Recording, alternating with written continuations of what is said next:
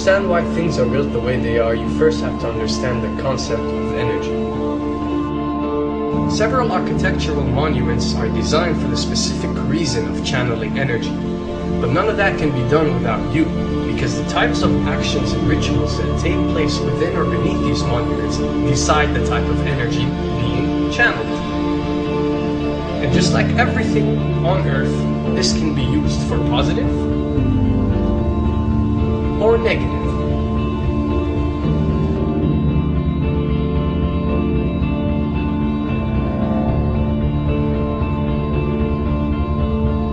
Pyramids, octagons, and domes.